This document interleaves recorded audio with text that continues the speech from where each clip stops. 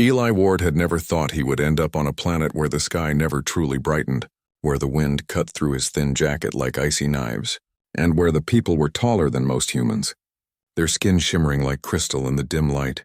Valira was not the kind of place anyone came to for fun or comfort. It was a frontier world, dangerous, beautiful, and utterly alien. When his ship had crash-landed months ago, he had expected rescue within days. Instead, he had found himself trapped in a world that tested everything about being human: strength, endurance, and perhaps most surprisingly, courage in the face of the unknown. The Therian people were unlike anything Eli had ever seen. Towering figures, their bodies glinting with crystalline hues that shifted with their moods.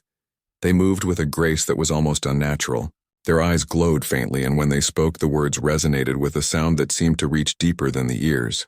The humans had been allowed to remain in their capital, not because the Therian were hospitable, but because diplomacy demanded it.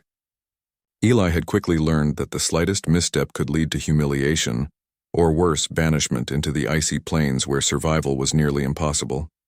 Eli had tried to keep to himself. He repaired machinery, translated data, and avoided attention, all while learning as much as he could about the strange customs around him. The Therian were proud, disciplined, and bound to rituals that often made little sense to him. But there was one ritual that now occupied every whisper, every anxious glance: the mating season. He first heard about it from one of the attendants in the capital's central hall. Her crystalline skin pulsed faintly as she moved, and her words were careful, measured.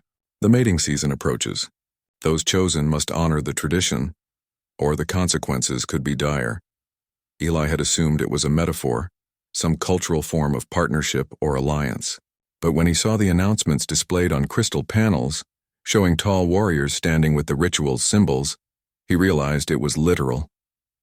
During mating season, the Therian formed bonds, biological, emotional, and ceremonial, that ensured the continuation of their species. It was a serious, sacred affair, and those who refused were shamed or, in some cases, left to the deadly storms outside the city's walls. Eli tried to push the idea from his mind. It was not his concern. He was human, not a Therian. He had been careful not to stand out, and yet somehow the universe had other plans. It happened during the first ceremonial gathering. The council hall was enormous, a vast chamber carved from translucent crystal.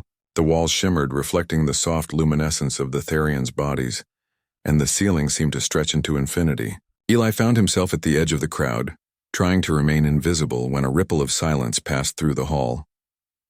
Commander Sira Thalen entered. She moved like a storm, her tall frame and crystalline skin catching the light so that she almost seemed to be glowing. The Therian stopped talking. Even the council remained still. Eli felt a chill that had nothing to do with the cold. Sira's presence was commanding, her eyes locking on something or someone before the crowd had even realized. And then came the words that made Eli's stomach drop. "I choose the human," she declared. Time seemed to slow. Murmurs rippled through the assembly, a mixture of shock, disbelief, and confusion. Eli froze. His mind raced. Did she mean him? Surely not. It must be some kind of mistake. Perhaps she meant another human, one of the scientists or soldiers. But then slowly the crowd's eyes turned toward him. He could feel their gaze, piercing and intense. Sira did not waver. She stood straight, her expression calm but serious. "I choose him for his unflinching calm under pressure," she said. "He possesses a rare quality that even Therian warriors must respect." Eli wanted to protest. He had not trained for combat. He had no experience in diplomacy, and he certainly had no understanding of Therian rituals. But tradition was strict. Refusing a commander's choice was not merely disrespectful, it could endanger her. He realized with a sinking feeling that this was about survival, not preference. He was escorted from the hall, walking through corridors carved from glowing crystal. His heart pounded, and every step made him more aware of how out of place he was. The attendants moved with silent precision, guiding him toward a chamber where the ritual would begin. He could see Sira walking ahead, tall and unyielding, yet she moved with a slight stiffness that betrayed her vulnerability. Inside the chamber, the air was warmer, infused with faint energy that made the hair on his arms stand on end. Crystals along the walls pulsed in rhythm with Sira's breathing. She stood before a platform that seemed to be the center of the ritual. Eli's hands were clammy, and he wondered how he could possibly navigate this. Sira turned to him, her gaze softer now. "You must understand," she said, her voice lower than before, almost a whisper. "This is not about romance. This is about survival. Mating season stabilizes my body. If I do not bond, the storms outside will take me and no one can save me." Eli swallowed hard. He had never imagined that he could play such a role. He had come to Valera as an engineer, not as a savior. Yet here he was, the weight of an entire species ritual resting in some way on him. He stepped closer, and the attendants began the preparations. Strange devices hummed, connecting with Sira's crystalline veins and measuring energy surges. Eli's role was simple: to be present, to remain calm, to anchor her through the process. But simple or not, he felt the responsibility pressing down on him like a physical force. As the ritual began, Sira's glow intensified, her movements more labored. Eli could feel the energy in the room shift. It was not threatening, but it was powerful, almost overwhelming. He reached out instinctively, placing a hand near hers, unsure of what he was doing. Then something unexpected happened. He felt a flicker, a subtle pull at the edges of his consciousness. It was as if a part of Sira's thoughts brushed against his own. He jumped slightly, startled, but she remained calm. "Do not be afraid," she said. "You will not understand yet.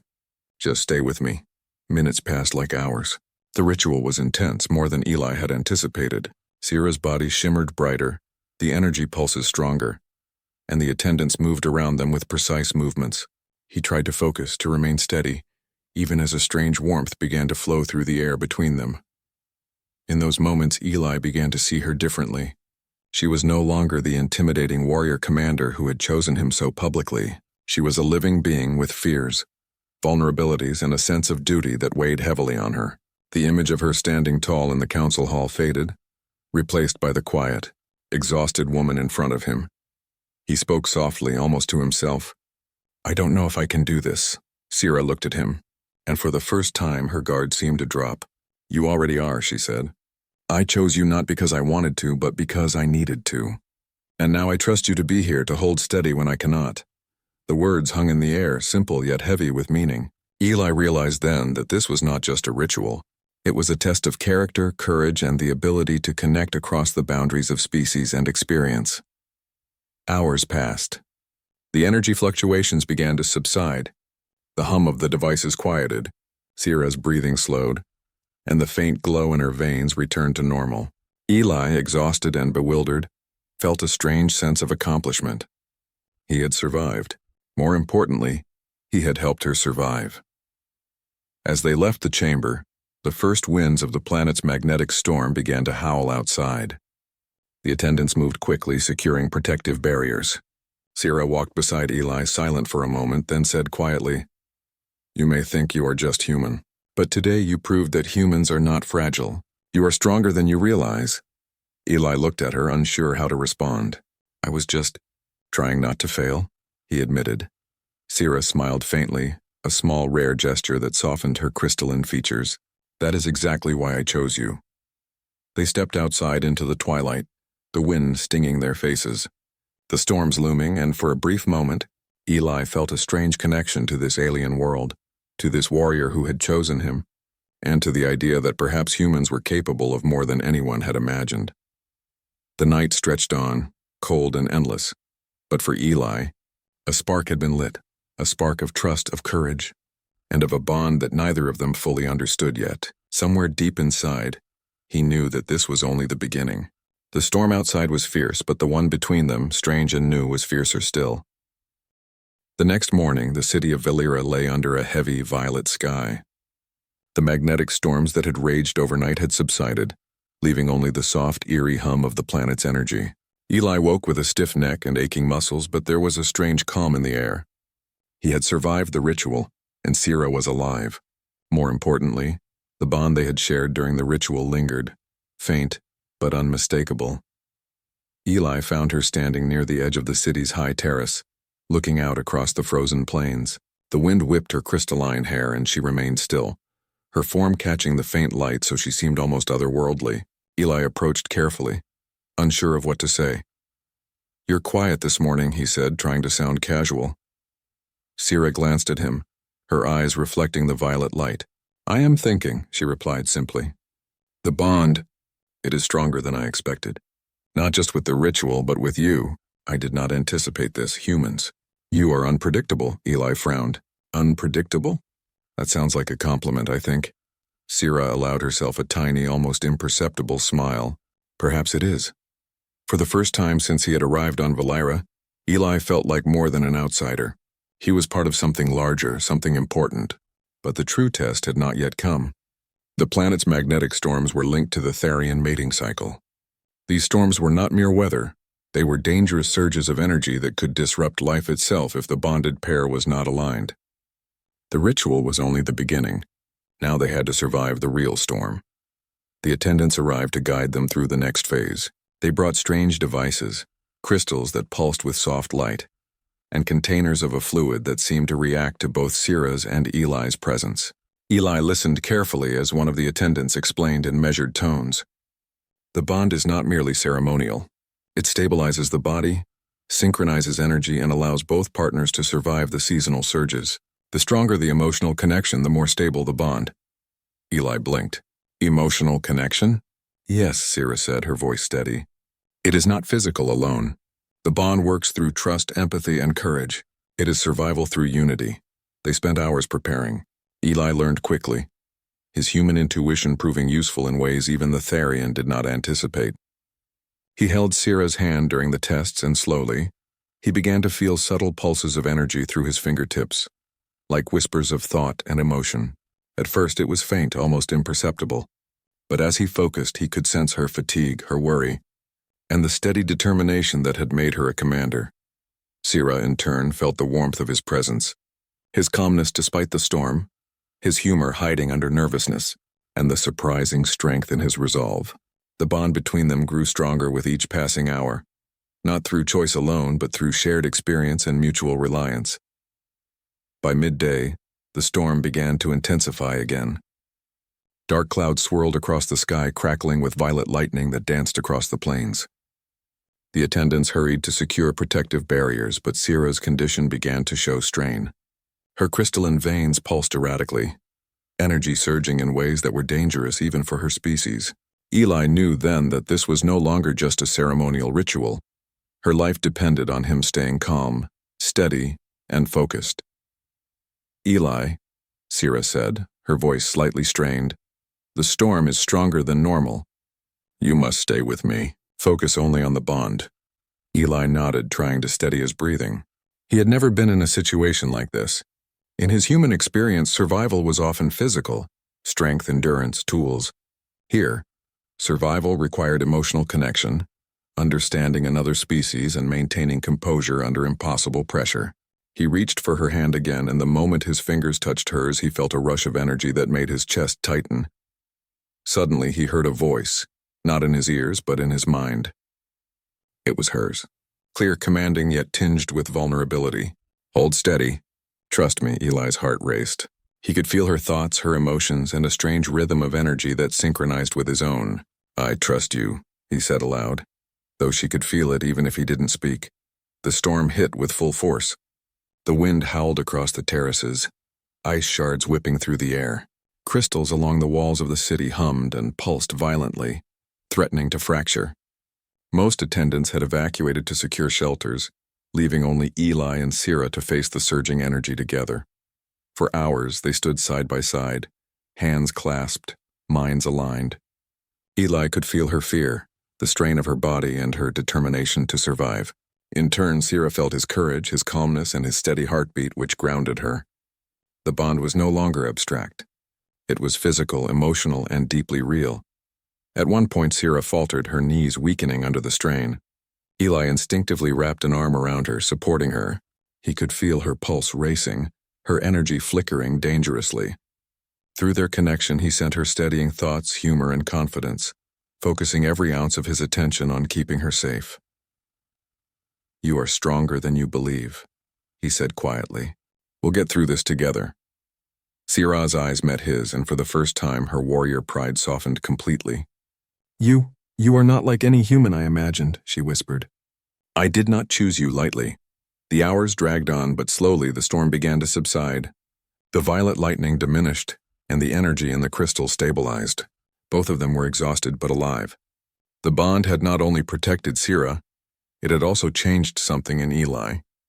He had been a simple engineer, careful and cautious, but now he felt part of something greater, something that transcended species and biology. When the attendants returned, they were astonished. "This has never happened before," one murmured. "The bond is stronger than recorded. The human stabilized the ritual beyond all expectations."